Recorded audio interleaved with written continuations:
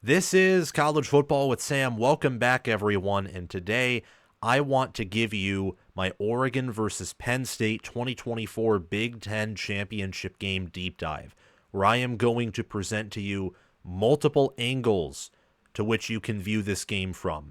I am going to give you different matchups, different advantage points for each team, because yes, both teams have things that they are better at than the other, and they have certain matchups that they can exploit and other matchups that, if the other team properly identifies, can be exploited against them. I am going to present to you my original prediction, which you can already see up on the screen, and give you a revised prediction and some reasons why, along with 10 reasons why both Penn State and Oregon can win the Big Ten championship tomorrow. But before we do all of that, I ask you to subscribe to the channel, to like the video, to hit the notification bell, especially do those three things. They're free.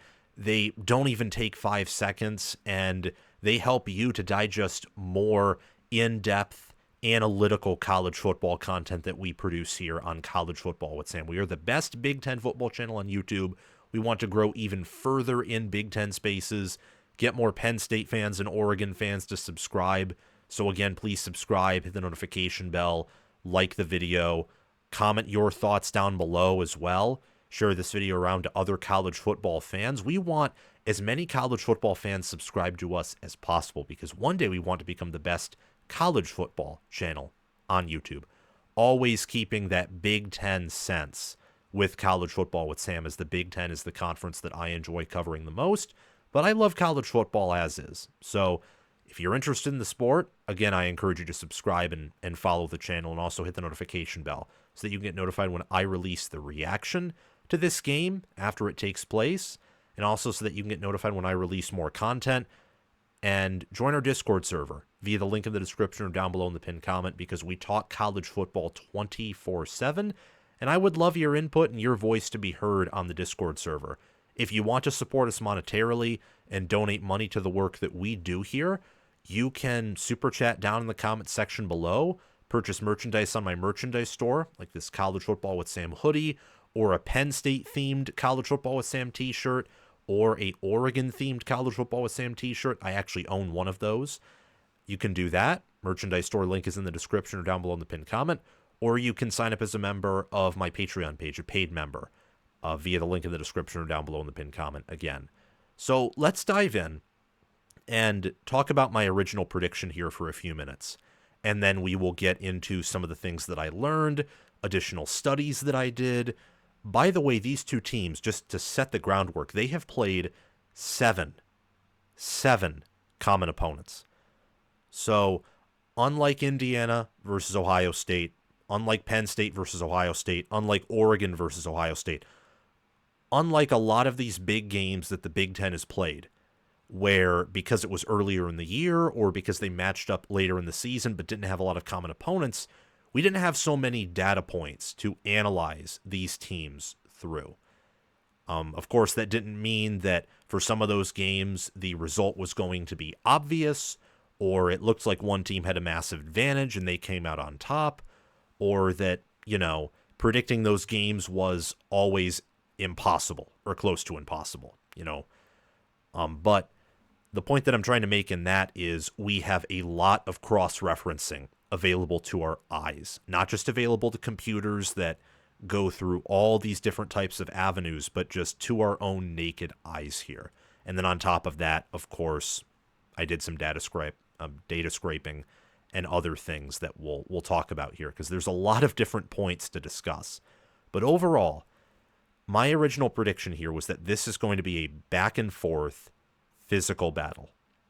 Two teams who are some of the most physical teams in the country, who have some of the best trench play in the country, and who have top 5 assistant staffs in college football, assistant coaches and coordinators. I don't think Franklin's a top 10 head coach, just to be upfront about that.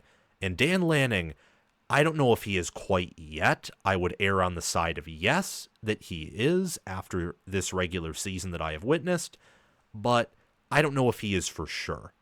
He's still a very young head coach and still very early in his tenure, and Oregon has not played in a ton of big games, at least ones that Oregon has won under Lanning. His biggest win of his career was this season against Ohio State by a point. We'll get into that later, though, when we talk about coaching and whose side I think has the overall coaching edge and specific coaching edges. But both of these teams are well coached. They're disciplined. They're fundamentally sound. They're great in the trenches. Penn State, though, because of their rushing offense, and also because of the fact that they like to use the clock a little bit more, and I think Andy Kotelnicki is a slightly better offensive coordinator than Will Stein is, and I think that Tom Allen is a slightly better defensive coordinator than Tosh Lupoy is, or at least I thought for many of these things. This is my initial prediction. I believed that all those things combined would help Penn State control the game's pace and sort of set the tone. Not that that would mean they automatically win, but that's certainly an advantage. And that while Oregon would create offense, ultimately they would get slowed down by a defense that gets better as the game goes on and that plays a very effective bend but don't break style, especially after the first quarter and in the second half. And also that Penn State's aggression combined with the game control that we just talked about, the fact they're willing and able to go for it on fourth down. They have multiple options to play at quarterback, whether it's Pribula or whether it's Aller or Tyler Warren. They have all these different formations. And, I mean, Tyler Warren is a player who is impossible to totally shut down. Like, he is unique in that sense. And also, in this scheme and in a lot of college football offenses, not a lot of college football offenses have a player like Tyler Warren on their team. And that all those things combined would help Penn State win, but in a very close game, a 31-27 type game. And as I said in my preview and prediction video, the link to that will be down in the pinned comment at the top of the comment section, by the way, if you want to check that out. I would not be shocked if Oregon won. I wouldn't. That would not shock me at all if Oregon won this game. As long as it's not a blowout, and the same goes for Penn State, I'll be shocked if either of these teams blow each other out. I wouldn't be surprised if either wins. I think they are pretty even. Something that I mentioned in the title of this video is a showdown between the best teams in college football. They're not ranked that way. Oregon is. Penn State's third behind Texas, but I do believe these are the two best teams in college football. I do think Oregon is one, and I do think Penn State's two. I think Oregon should be far and away the favorite to win it all, but this is the Big Ten championship game. Like, this is an individual game. This is not me giving a referendum on Oregon's season here or Penn State's season. This is me giving a referendum on one individual game that, thanks to the 12-team college football playoff, is not going to push either of these teams outside of the postseason conversation. But perhaps that's a topic for a different day.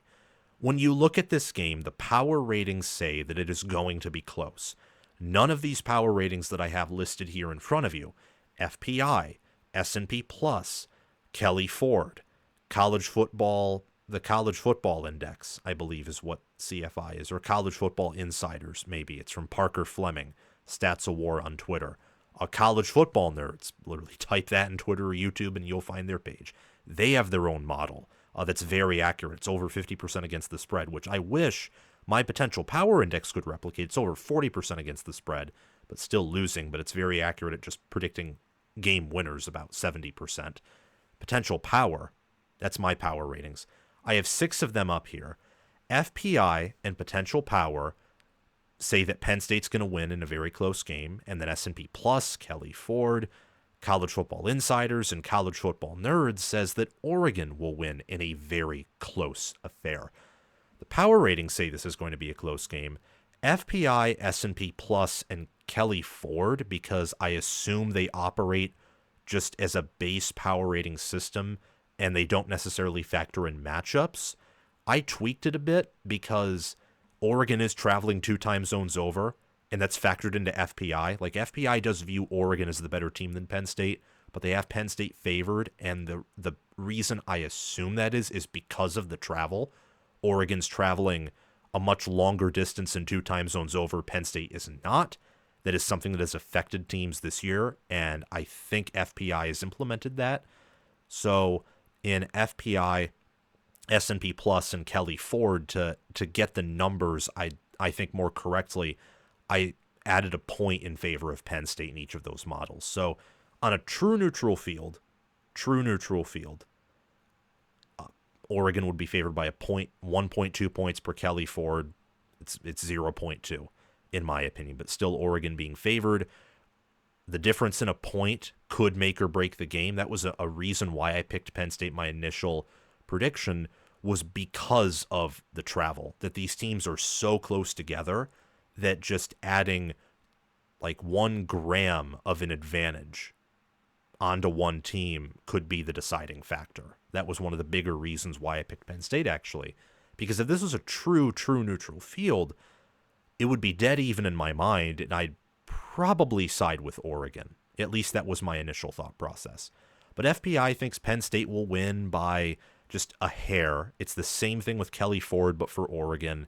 It's similar with potential power, but in favor of Penn State, and similar with S&P Plus, but with Oregon. Anything around a field goal or less, in my mind, is a hair, because it's really going to come down to one final play in favor of one team or the other. College football insiders and college football nerds thinks that Oregon will win by anywhere in between a field goal and a touchdown, so still a one-possession win. College football insiders says Oregon minus 4.2. College football nerd says Oregon minus 3.6. The line on this game, by the way, didn't mean to talk about that this late in the video, but the line is Oregon minus 3.5. It was the same thing earlier in the week, and I heard a report where they're getting pretty good two-way action on these teams, which, I mean, makes sense. 3.5 is just above a key number, that number being 3. So if you like Penn State to win, you probably want to get that. If you like Oregon to win, I don't know. You probably would prefer Oregon minus 2.5, or maybe you think that Oregon wins big, so you pick it anyway. But this is going to be a close game. That's what the power ratings say, and it's the same thing for the SEC championship game, by the way. Now, I want to talk about how dominant these teams are. We talked about the general power ratings, which is just, a number projecting how much each team is going to win by. Let's get more into the matchups, get into how dominant these teams are, what caliber of teams, dive into more of the specifics here. These teams, as you can tell by the statistics in front of you, are pretty similar, and their strength of schedules that they have played are fairly similar too. Neither are top 10 in strength of schedule. Neither of them are. They have not played this insanely tough strength of schedule, for example. However, both of them are inside of the top 60 in strength of schedule. Penn State is the 36th best strength of schedule. Oregon is the 60th best strength of schedule. Just wanted to shoot that out there. In terms of strength of record, Oregon is 1, Penn State is 4, Georgia's at 2, and Texas is sandwiched in between them at 3. So top 4 in strength of record, top 60 in strength of schedule. If they do make a playoff run, they'll easily climb into the top 10 based off of the teams that they will have to play and will have to beat. They'll have to play a team that is of an Ohio State caliber again, or at least a caliber close to their own. But they are top 10 in a variety of analytical categories, top 5 even. Oregon has a 0.292 points per play margin, which roughly translates to they score 0.292 or 0.3 if you want to round more points per play on one of their given plays compared to one of their average opponents that they have faced given plays. Now, of course, that's just averages, and Oregon is better than the average team they have played. That's pretty obvious by the points per play margin, but still, they beat Ohio State by 1, and they could have beaten Ohio State by more. They also could have lost to Ohio State, but still, Oregon's a good team. The eye test tells you that, and the analytics help back that up as well. They're pretty high in points per play margin. You look at Penn State, though, they're also high in points per play margin. They have a 0.279 points per play margin, which is 6th. Oregon is 5th in that category. So Penn State and Oregon both handily game control the average opponent they play. The real difference between these two, by the way, is how they played OSU. That's the real difference. Oregon beat OSU by 1, close game. Penn State lost to OSU by 7, close game. It felt like for the Penn State game, Ohio State could have won by double digits, but Penn State maybe could have staged a comeback later in the game and won. For Oregon, it felt like either side could have won by double digits if they took advantage of some of their uncharacteristic mistakes. made by both teams. So it's really interesting here. These teams are similar. It's just the difference between Oregon beating OSU by 1, Penn State ultimately losing by 7. You looked at expected points added margin. Oregon is 0.227 expected points added margin. Penn State is a 0.205 expected points added margin. Oregon does a better job of getting into the end zone and getting close to scoring touchdowns compared to Penn State. Oregon is a team that, when you look at it, it's the same thing too with the Ducks in the sense of special teams. The Ducks have good special teams, average special teams. We'll talk about that as this video progresses. Penn State has one of the worst special teams units in the country, which does not help with expected points added margin. Doesn't help with points per play margin either, because the more plays you run, the less points per play you will score. That's kind of how it works, because scoring 7 points on 7 plays gives you a much higher points per play. That's 1 point per play as compared to maybe 14 plays to score 7 points, which is like, a half point per play. And then that obviously translates to every play you make compared to every point that you score. That's how points per play works. Then you apply that to offense and defense, you get points per play margin. And you see this in part when you look at the yards per point margin. Penn State's defense is very good at playing bend but don't break. When you look at their yards per point on defense, they're 5th. Opponents, when they face Penn State's defense, have to gain on an average basis 19.1 yards to score a single point. For Oregon, that's 17.7, which is 10th. But you circle back to Penn State's scoring offense, they are 42nd in yards per point. They need to gain 13.3 yards to score a single point. Oregon only needs to gain 12.3, which is 17th. And a huge part of that is special teams. Penn State's starting field position, I don't have the specific numbers for that, but I can tell you from watching the games, they do not typically have an advantageous starting field position. They don't. And then you add on top of that how Penn State has had slow starts on offense, and when they get down into opponent territory, because they don't have an X-factor wide receiver, and also because of some of the limitations that Drew Aller has, they sometimes struggle to get in the end zone, which means they kick field goals. That's where you get to see some of the yards per point and points per play struggles for Penn State. Their offense in terms of yards per play is top 5, and their success rate is top 5. In fact, their success rate, which is all about how many yards you gain on a given play, their success rate is 2nd nationally.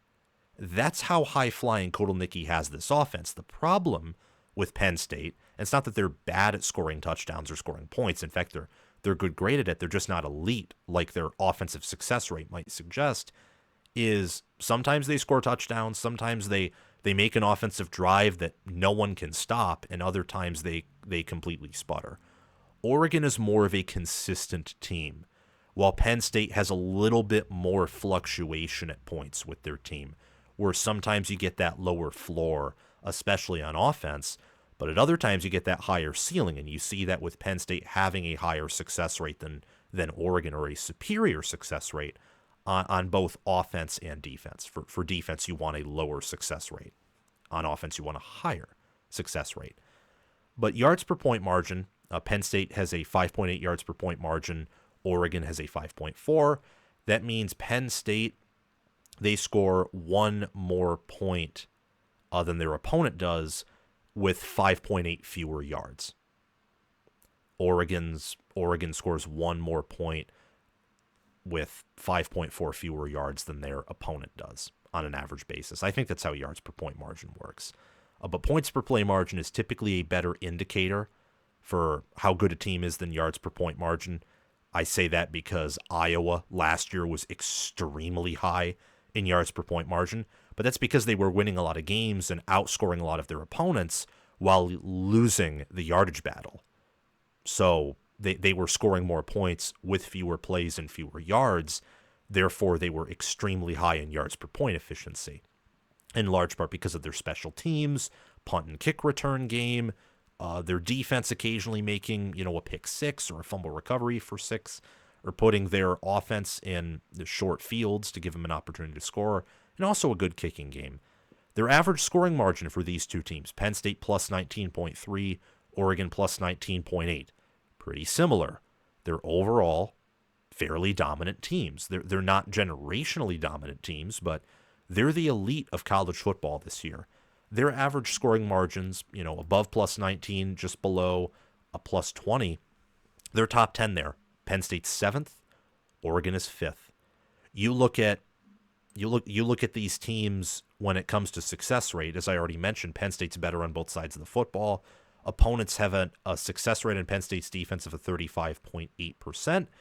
That means an opponent, when you look at one play that an opponent has against Penn State, barely over a third of the time will they have a successful play in terms of yardage gained, which I think on third and fourth down, a successful play is just picking up enough yardage to convert and extend. I don't know how it works specifically on first or second down, but it's about how many yards you gain relative to the first down marker or wherever the marker is to convert. So if it's first and goal, well, ultimately the successful play at some point, if you play along, leads to a touchdown. Like third and goal, fourth and goal, a successful play is scoring a touchdown, for example. Penn State has a better defensive success rate, a better offensive success rate, and yet they are, scoring fewer points on offense. They have a lower points per play margin than Oregon. A lot of this comes down to the fact that Penn State is a team that ultimately, when it comes down to it on offense, needs to score more touchdowns. If Penn State scored more touchdowns, if they had a higher, drive to touchdown conversion rate, they might be the best team in college football right now with their success rates because they're top 5 on both offense and defense. Oregon's pretty good, though. 48.7% offensive success rate is elite. Same with Penn State's 50%. And a 36.3 defensive success rate is right near Penn State's 35.8%. So these teams are successful in their own right. They are well coached. Their coordinators call great games. Oregon is 6th in game control. They're 4th in average in game win probability. Penn State is 14th and 16th, respectively. My hypothesis as to why ESPN's analytics are lower on Penn State in those areas is the close game with USC, where USC led for much of the game. In the Ohio State game, the Buckeyes led for much of the game, whereas their affair with Oregon was much more back and forth. And they also struggled with Minnesota. I mean, this Penn State team is a team that I think is very good at finding ways to win, or at least putting themselves in a position to win. But again, they're not dominant. And compared to previous college football teams, I would not even say they're elite. And to a lesser degree, I would say that's the same thing with this Oregon team. I will defend the notion that last year's Oregon would be preferable to this year's Oregon. They had a lot of this. They had very many similar players. I think last year's defense may not have been as physical up front as this year's defense was, but the offense was so much better. I don't think any defense in college football this year would be able to stop the offense that Oregon had last year. I mean, not even Texas, not even OSU. We saw what this Oregon offense did to OSU. Last year's Oregon offense could have put up 40 points on this OSU defense in that matchup. Probably would have. So really the difference between these two teams analytically is one beat OSU and one didn't. And while that is just one game, it is a pretty big game because Ohio State is the best team that the Nittany Lions and the Ducks have played all season long. Franklin continued his losing tradition against Ryan Day in Ohio State. Dan Lanning matched up with Ryan Day and that elite Buckeye program for the first time ever, and he beat them. And that's kind of a great segue into my position-by-position comparison where we look at, the coaches, how these teams do in terms of blocking, how they do on offense, defense overall, how they do with defensive leverage. Are they, good at getting penetration on the inside? Do they shut you down on the outside? And then, of course, just straight up which position groups are are Penn State or Oregon better at compared to their opponent? I do think that Dan Lanning is a better head coach than James Franklin. I think that Lanning has done a better job at recruiting. He has done a very impressive job at upgrading Oregon compared to what they were previously under Mario Cristobal. This Oregon team right now looks like a Walmart version of 2021, 2022 Georgia. That's what they look like. They're not nearly as dominant as those teams were, but those teams were, elite, borderline GOAT caliber. And as I've discussed previously, I think this is a down year in football. You don't need that caliber of team to win it all this year. And Lanning is coaching like a top 5 coach. He's aggressive when he needs to be aggressive. He's conservative when he needs to be conservative. Sometimes I think he's too aggressive for his own good, but it's a lot better than the previous 2 years where I thought he was a lot like Dan Campbell, and it often, bit him in the butt more so than being a rewarding feature. So I think the changes this year, show that he can change and adapt, and the way he's recruiting and developing, the hirings that he's made, I think are impressive. I think Dan Lanning right now is a top 10 coach for sure, and potentially top 5. James Franklin, I would say, is top 25, top 20, maybe top 15, but I would not go higher than top 15 right now. He's built an elite staff. He's recruited at a great level. He's developed, I think, at a near elite level. But the game management, this year against Ohio State, Penn State had multiple points in the game where they could have taken advantage of Ohio State and they could have extended their lead, whether that was early or they could have retaken the lead or they could have taken momentum back, and they could never, ever, ever do it. And that is an indictment on James Franklin and how he manages games at Penn State, especially big games. But the head coach position, it's very important. It is only one part of the team, and it can be something that at the end of the day tips the favor to one team over the other, and we've seen that with James Franklin in the past, like with Ohio State. You look at the offensive coaches, I would go with Oregon there. I think that Kotelnicki's a better OC than Will Stein, but I think that Will Stein's position coaches are better. I think that Oregon has awesome position coaches at every spot. With Penn State, I love the tight ends coach, running backs coach, the offensive line coach. I admire, but I don't know if I'd call him elite. And at wide receiver, Penn State's been a little bit disappointing for 2 years in a row now. So overall, I'd give a slight edge to Oregon there on the offensive staff. For the defensive staff, I would give Penn State an edge there. I think Tom Allen's a better DC than Tosh Lupoy, and I also think that Tom Allen has better defensive assistants at Penn State than Tosh Lupoy does at Oregon. Overall, I do think Oregon has a slight coaching edge. It's not a massive one unless you specifically look at the head coaches. I actually think Penn State has the better coordinator and assistant coaching pool, not by much though. But because of Dan Lanning versus James Franklin, and also what Oregon has done with strength and conditioning. I mean, they've turned Oregon into a physical monster, and I think the best team in college football. So I would give the Ducks a staff edge. When you look up front, run blocking, pass blocking for the O-line, and also getting outside leverage, inside leverage, pass rush, shutting down plays on the outside or inside, Oregon's much better at pass blocking. They only have about like a 2.17 sack percentage. I think I have that memorized. No, it's actually 2.61 sack percentage. So not exactly that number, but 6th in sack percentage for their passing offense. I mean, their offensive line with Josh Connerly Jr. and a Johnny Cornelius, especially at tackle, is incredible. Penn State is a 3.27 quarterback sack percentage, which is 15th. It's pretty good. They have a better pass blocking unit than, let's say, Ohio State does, or Michigan does, or the vast majority of the Big Ten, but it's not quite Oregon caliber. You look at running the football, more so for, run blocking, but you can also extend this into the rushing offense, and also Oregon's superior pass protection to the passing offense, because the offensive line is extremely important. I think Oregon is better players overall, in terms of passing offense outside of Tyler Warren at the tight end spot, which goes to Penn State.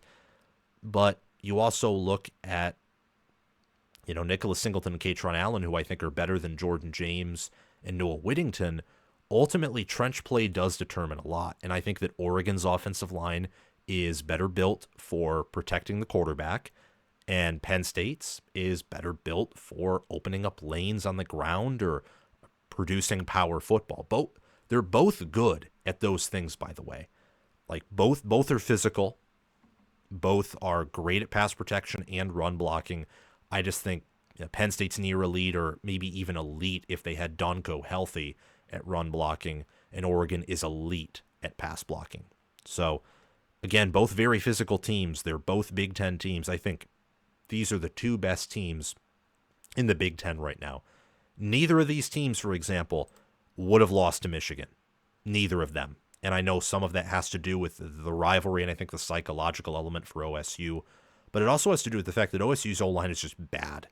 It's not a good unit. It's carried by Jeremiah Smith, who can make one-handed catches and who can defy the typical laws of college football.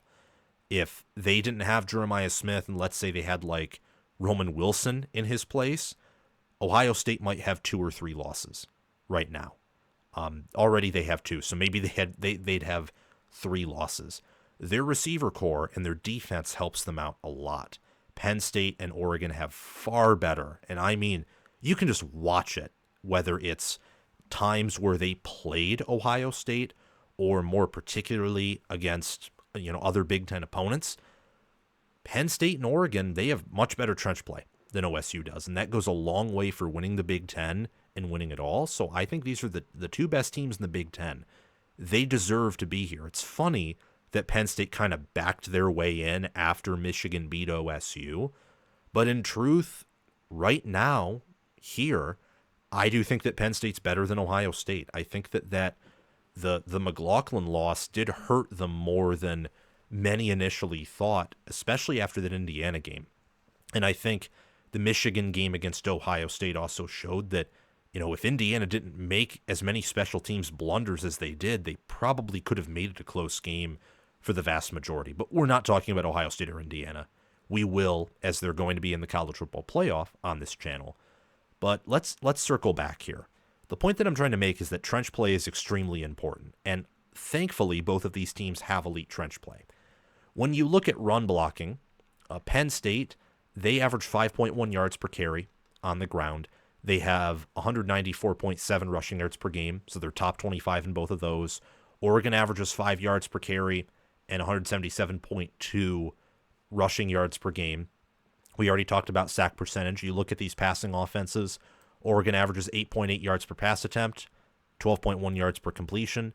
Penn State averages 9.2 yards per pass attempt and 12.8 yards per completion.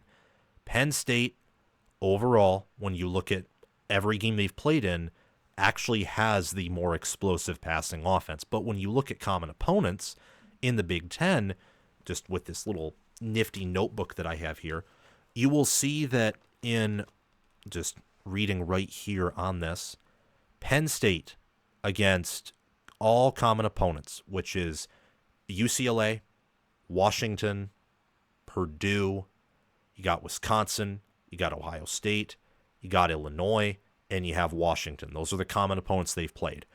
Oregon averages 8.38 yards per attempt and 15 passing touchdowns through the year with 1,844 yards. Penn State is 1,482 passing yards. They average 8.09 yards per attempt with 10 passing touchdowns.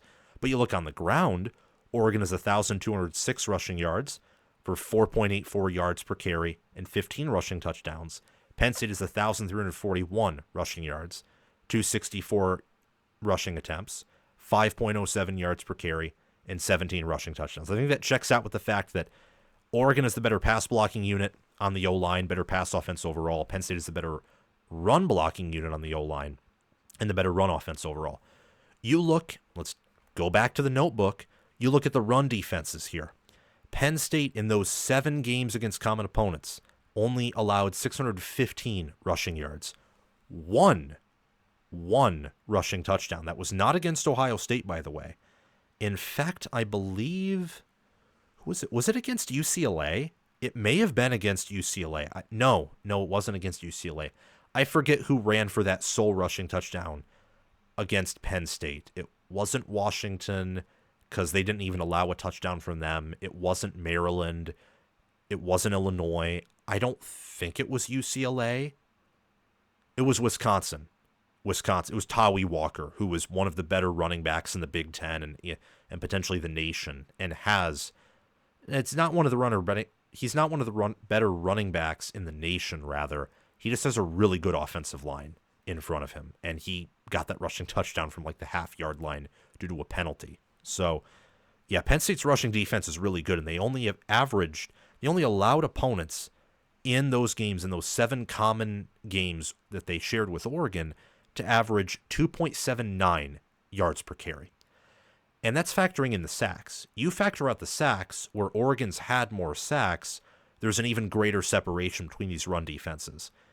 Oregon allowed opponents to run for, in total, 784 rushing yards per game in those 7 common opponents, 231 rushing attempts, 3.39 yards per carry, and 5 rushing touchdowns.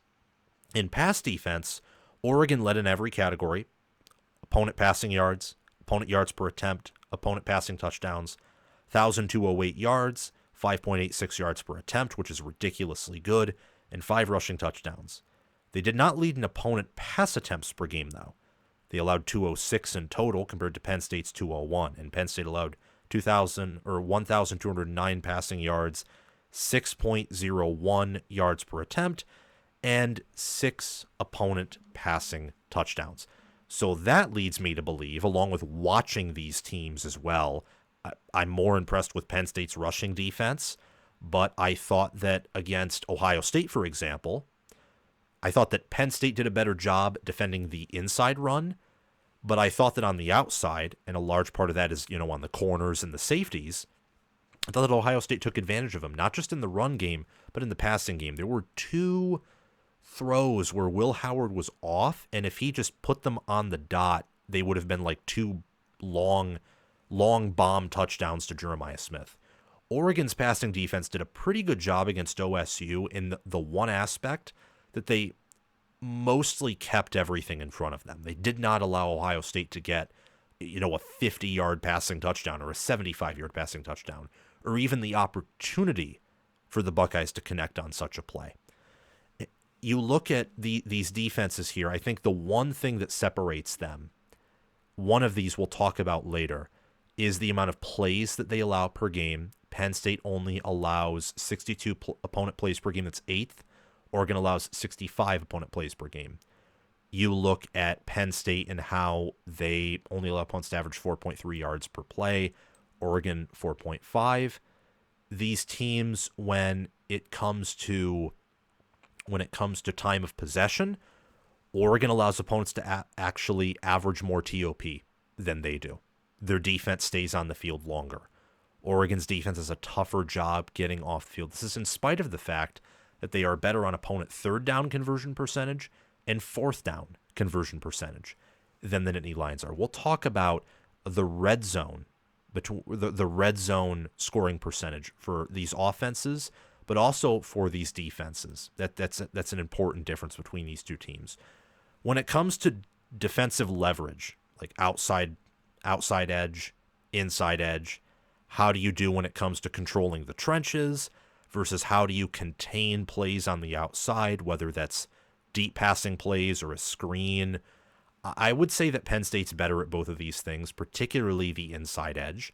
I think that Oregon is a better pass rush, but Penn State is a team that just gets tackle for loss after tackle for loss. They're a TFL machine, and they do it everywhere. And they do a pretty good job of, especially as opponents do find ways to get down the field, they do a good job of counterpunching. Oregon also does a good job of counterpunching, though. I just think that Penn State is a little bit better in that regard. And especially up front, both of these teams, I think, have, I'm going to say, top 5 defensive lines. I just think that Penn State's like 2nd, Oregon's more so 5th, 4th, which is no disrespect in my mind, might be changed on that tomorrow. When you look at reliable depth, I would give that to Oregon because Oregon really has no position that is a crippling weakness, where Penn State has that at special teams and wide receiver. With alien players, though, I think that Penn State has more alien players, X Factor players. Not a whole lot more, but Abdul Carter's going to be a first rounder. He's the best pass rusher in the country. Tyler Warren is the best tight end in the country. And there are very few teams that have an Abdul Carter or a Tyler Warren, briefly blanked there, on their team. Very few. Now, you could say the same thing with a lot of Oregon players or even more Penn State players, like Derek Harmon. I think Derek Harmon's an awesome player. I think that Jordan Birch and Mateo Uyunglele are great. Jamari Caldwell is this very physical, large defensive tackle. And Bryce Betcher is a good player on defense. And I already mentioned the tackles. For Penn State, you could say the running backs are X-factor players in their own right. Kobe King at linebacker. But I'm talking about like first round, like Mason Graham, Kenneth Grant at Michigan at defensive tackle, or Tonka Hemingway at South Carolina at defensive tackle, and Dylan Stewart there at South Carolina at defensive end, for example, or Ashton Jeanty at running back. Those type of players. Penn State has two of those in Tyler Warren and Abdul Carter for sure. I think Oregon may have one, maybe. Like my mind goes to Derek Harmon there, or goes to Evan Stewart when he's on.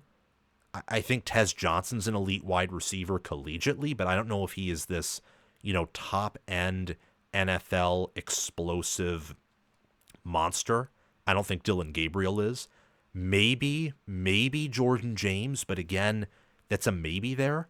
I just think that Penn State has some aliens on their roster that not many other schools have. Like Abdul Carter is not quite, he's not Micah Parsons level at defensive end, but there's a reason why he keeps climbing up the draft boards, and he's only been a defensive end for 1 year, and he's the nation's number one D end. It's crazy. Quarterback I'd give to Oregon. Running back, Penn State. Wide receiver, Oregon. Tight end, obviously Penn State.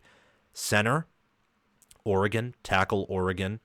Guard, Penn State. Defensive tackle and defensive end, Penn State. Linebacker, Oregon. Corner, Oregon. Safety, Oregon. And special teams go to the Ducks as well. So these two teams are pretty similar. I want to briefly go into some matchups that they have.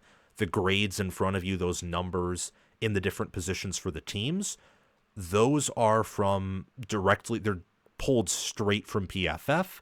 How it works is the position is either graded by the starter's grade or by the two deep grade if the two deep have enough snaps. So like if the backup has significant snaps, like over 250 or maybe over 200, especially if over 300, then I'm going to factor his grade in as well. So you look at Oregon here. Strength is surprisingly per PFF up front, but I know that Oregon's D-line and front is a huge part of their pass defense. The pressure they get on opposing quarterbacks and how they force them to make uncomfortable decisions. They get sacks on them, and their corners are pretty good too. 70 grades at every position, 70 or higher at all the secondary positions. That's good. They got a lot of balance there. And I really like what you see out of this defense, where they're willing to mix up pressures, and they're also willing to occasionally take some heat, like let opponents get some plays and get some yards. But ultimately, when it matters, they show up. And I really love their defensive front with Jamari Caldwell, Derek Harmon, Tiedem Tioti, Mateo Uyunglele, Amarian Winston and Amari Washington. My apologies. They're pretty good up front, Oregon is, and that's an underestimation. They're elite up front.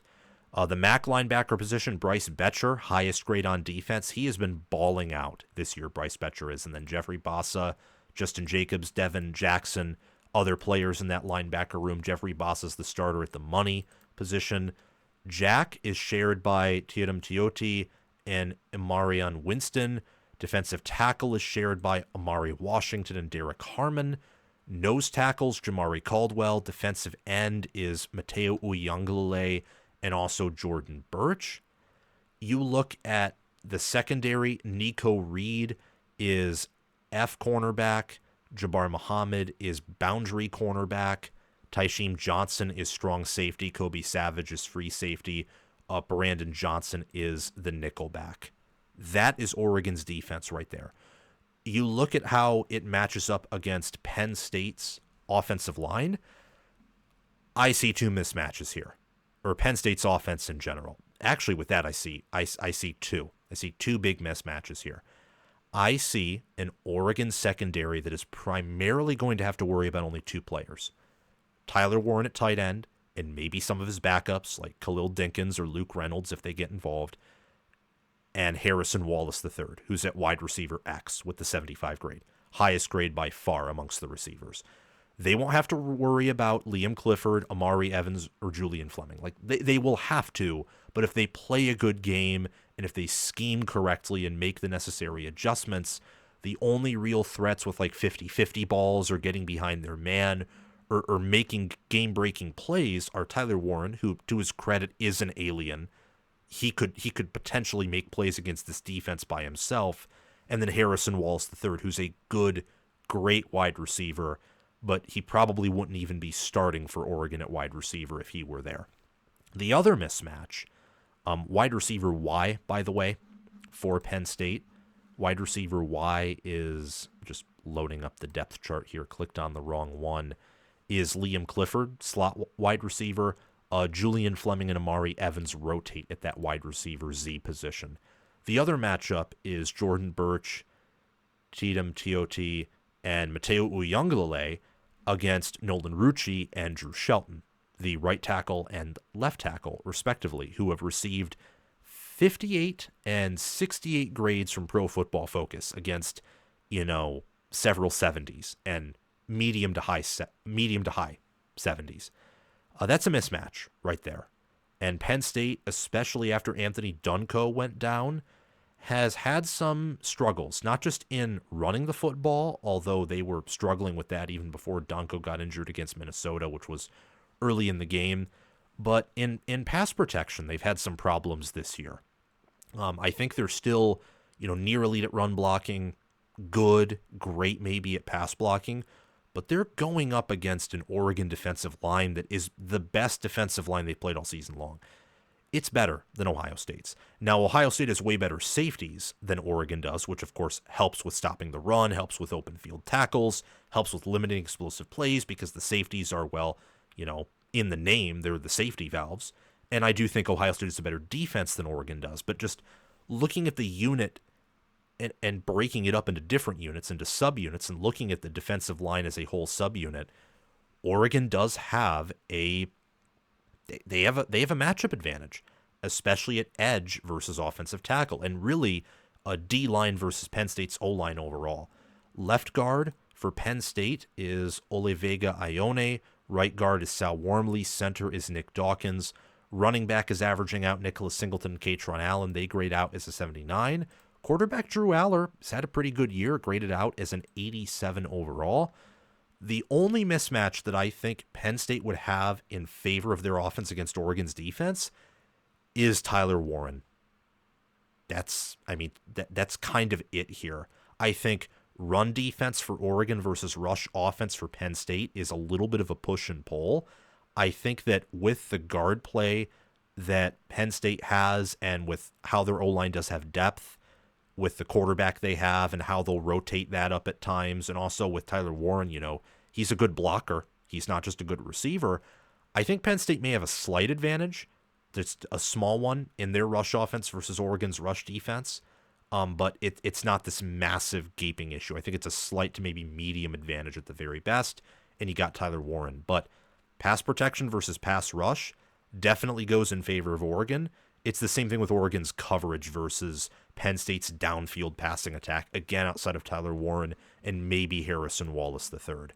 Switching it up here, Penn State's defense versus Oregon's offense, something that jumps out to me immediately is Abdul Carter, 90 spot at right defensive end.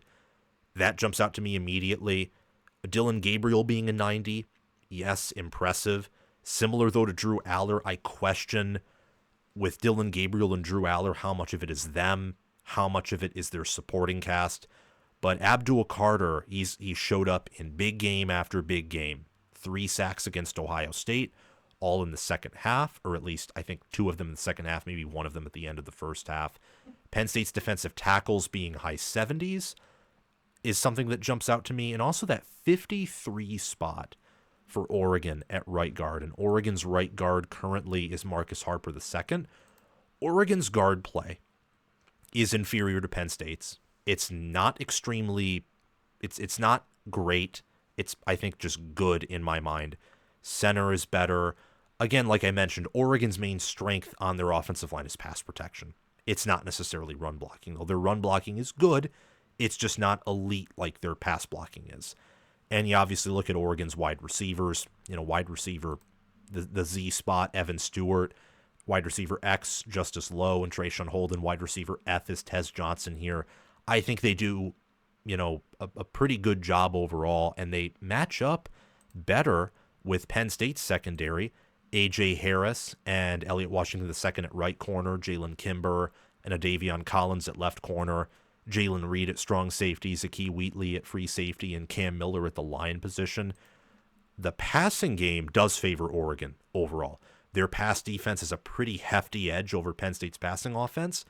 And Oregon's passing offense, I'd say, depending on where you look, is either a push, a slight edge, or maybe a slight disadvantage compared to Penn State's pass defense. So Oregon's going to win the air battle. I think that's what these grades tell us. I think that's what the data I shared with you in the 7 common opponents tells us. I will say that Penn State did a much better job overall, just on an overall basis, than Oregon did at stopping Ohio State's passing offense, the best passing offense they played all season long, both of these teams. Oregon did more of a better job keeping things in front of them. Penn State was more boom or bust. They had the pick 6, which gave them the majority of their points on the day. They had some other opportunities. They got more pressure on Will Howard. This was even when Ohio State suffered their injury against Oregon and still held up pretty well in pass protection. But Ohio State still had some of those downfield pass attempts that if they were thrown better, they would have had more explosive plays on Penn State's secondary than they were ever able to get on Oregon's secondary, which was more so intermediate short throws to keep Oregon's defense honest and extend drives down the field. Kobe King at middle linebacker for Penn State grades that as an 88. Tony Roas at WLB, weak side linebacker, grades that as a 62. Good in pass defense, pass rush, meh in run blocking. Again, that's per PFF. You look at the offensive line, it's strong for Oregon outside of Marcus Harper II.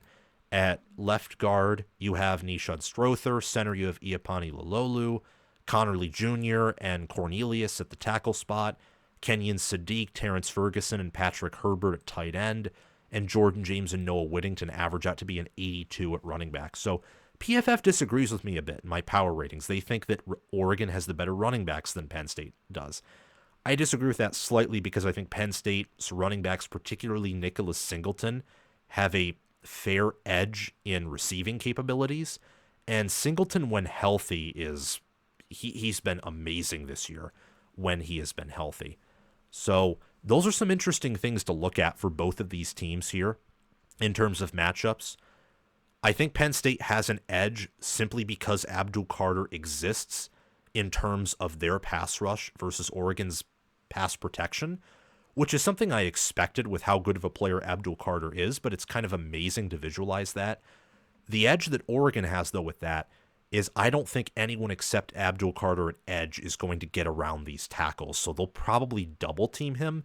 Defensive tackle is going to be important for Penn State because their D tackles have an edge over Oregon's interior O-line, just like Oregon's D-line does versus Penn State's O-line by grades in terms of run stoppage. And on top of that, for Penn State, their rush defense is one of the best in the country statistically. Oregon's is a good rush defense, not quite the same caliber, though, statistically. And we already talked about that. Oregon, better pass offense, better pass defense. Penn State, better rush offense, better run defense. It's really two teams that are similar. They have similar depth. They have similar capabilities. They beat their opponents in similar ways in terms of the scoreboard. But when you look at the box score, when you watch the film, they do have different styles, and they have different strengths and different weaknesses. Moving on here, I want to talk about the good, the meh, and the ugly for Penn State. Then we'll do it for Oregon. We'll give our 10 reasons why, and I'll give you my revised prediction, and we can get on out of here. Man, this video's long, but the Ohio State deep dive was almost an hour long, 55 minutes, and we're already at that mark. But we'll be over soon. I like to go long for these videos.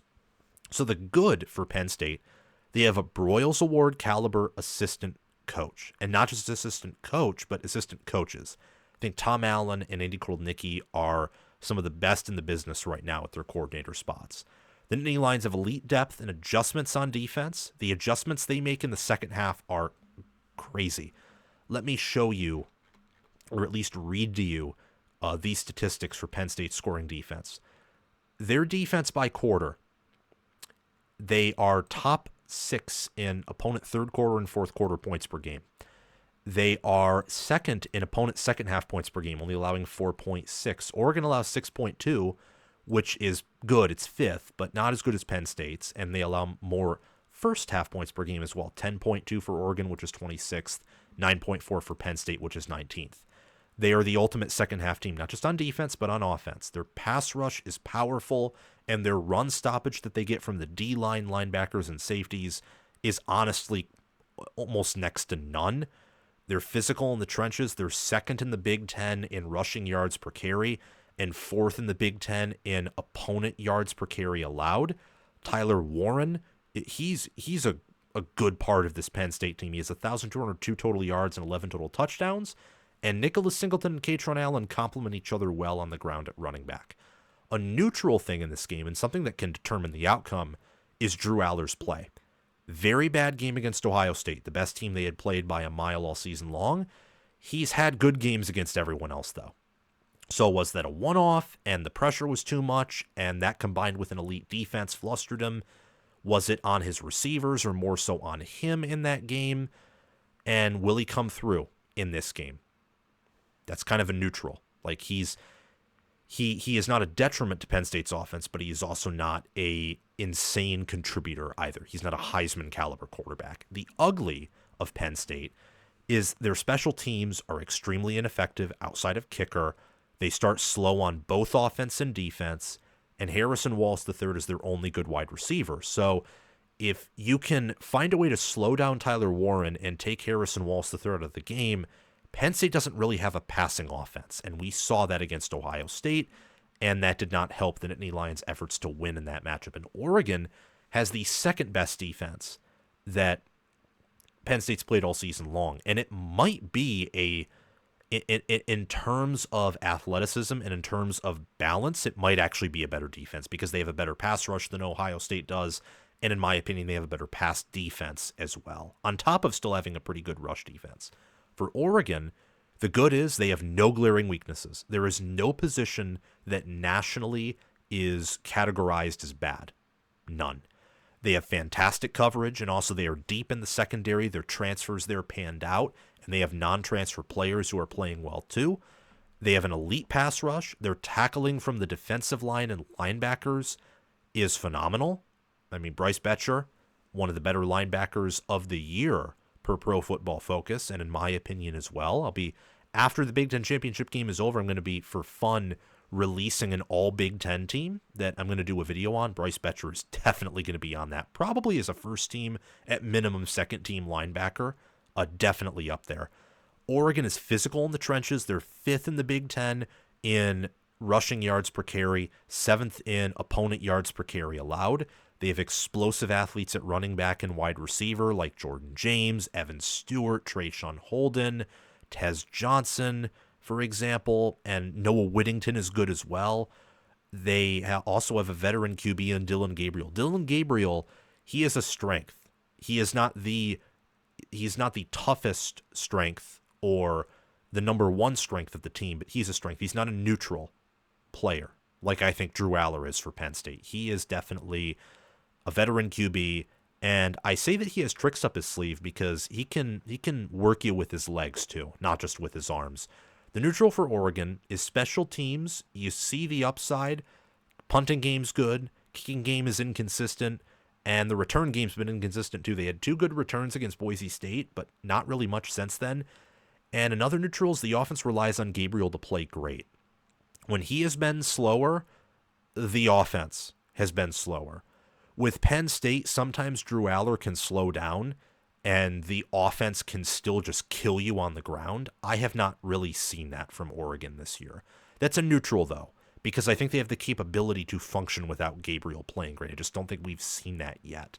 The ugly for Oregon is the red zone play.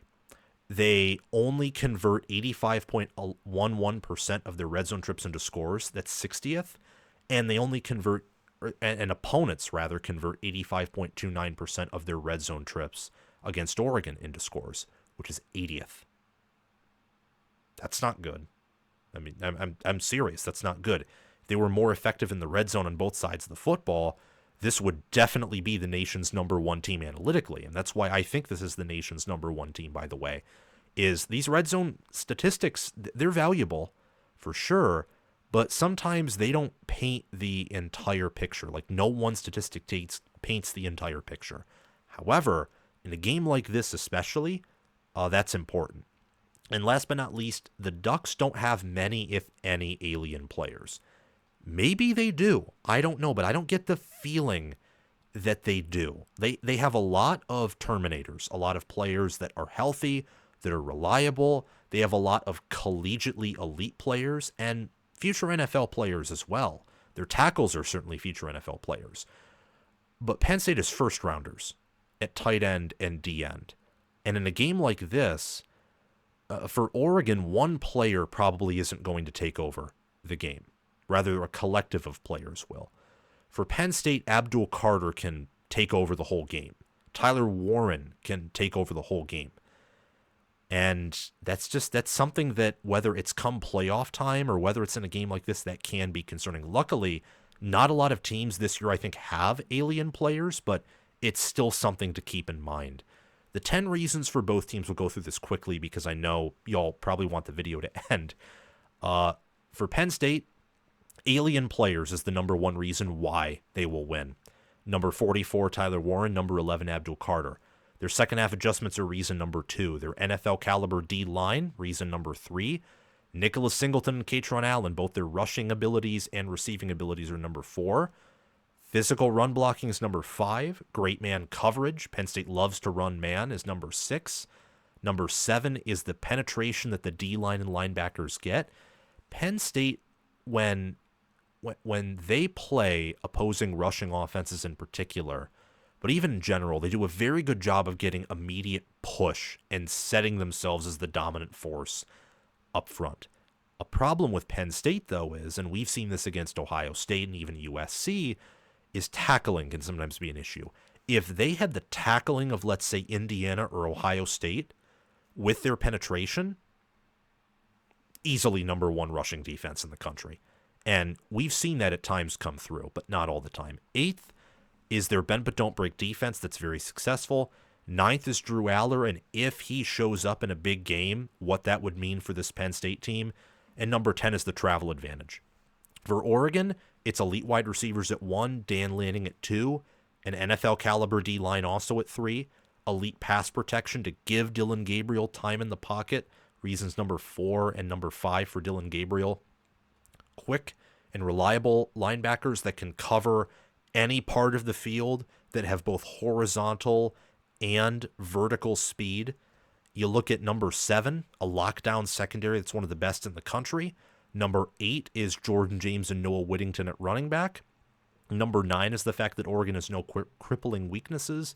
And number 10 is that James Franklin has a habit of choking in big games. And while Dan Lanning historically does too, he beat Ohio State. And he's also a younger head coach with a smaller sample size. I'm much more confident in saying if one team is going to choke this game away, it's going to be James Franklin and Penn State versus Dan Lanning and Oregon. So those are 10 reasons for both teams as to why they can win. Ultimately, my revised prediction, I still have Penn State winning 27-20, though, instead of 31-27. I have it being a lower scoring affair because in just studying up on these teams, these defenses both have more advantages over the offenses than I previously thought. I still think the offense will be able to get behind these defenses in a variety of ways, especially for Oregon over Penn State.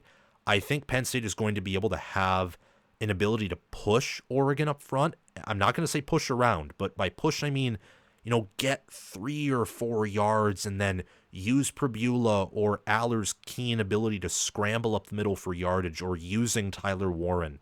By push, I more so mean in a schematic way. I think that Kotelnicki will find ways, combined with the physicality of this team and the athleticism they have at all positions except for, wide receiver depth, to make plays, to get into the end zone, to get into field goal range. And really, because of their superior run defense and offense, I think they'll have an easier time controlling the pace of the game. This Penn State team is not going to get torn apart by checkdowns. They're not going to. Ohio State, keep in mind, only scored 20 points on them. Only. And most of those, and they could have scored 27 if not for the Howard fumble, but even if you factor that in, most of those points are scored. All the touchdowns were scored. Where? In the first half. Penn State, if they are within striking distance at halftime, and by striking distance I mean like less than a touchdown or maybe even a full touchdown, would probably come out on top, given how good of a second half team they are. I think it's a back and forth and physical battle still. I think Oregon wins the air, finishes with the better passing offense, even the better passing defense. I think Penn State finishes with the better rushing offense and the better rushing defense. I think that the same rules that apply to Michigan OSU, the game, are going to apply here. Who wins the rushing battle is going to win. It's a Big Ten game, and Oregon is a Big Ten team. And they can win the rushing battle. I don't think they will, but that's not me doubting. That's just me making a prediction. Oregon can absolutely win this game, and right now they're my national title pick. I think Oregon is going to, lose this game and win it all, because they have a greater ability to pull away from teams than Penn State does, and that's going to come in very handy in the college football playoff in particular, especially when you have a longer period to rest than just 1 week. You have a longer period to plan for different things. All of that helps benefit a coach like Lanning more than Franklin too. Better coaches are going to take advantage of longer periods to rest. So back and forth physical battle. Both quarterbacks will have fits against these defenses. I think that I would not be shocked if the combined sacks that both these D-lines had finished at like 10. That wouldn't shock me at all if both of these D-lines got endless pressure on these QBs and it was an even lower scoring game than this. So back and forth, physical affair. Ultimately, I think Penn State's superior red zone efficiency, better run game, and consequentially their capacity to set the pace and control their opponent, their game control, will win them this game. Thank you all so much for watching. Remember to like, subscribe, hit the notification bell, and comment your thoughts down below. Thanks to Crash2488, Brasco Rascal, and Congo OH for being Heisman members. Thanks to Chris Lane, Ismar, and Tyler Nye for being All-American members. And thanks to John Lynn, Roaming Gnome, Matthew Sale, Austin Christmas, Judge Wilkinson, and Will Loftus for being all conference members. Have a great day, everyone. Make sure to check out my merchandise store, Patreon page, and Discord server via the link in the description or down below in the pinned comment. I will see you all very soon. Go Ducks and go Nittany Lions.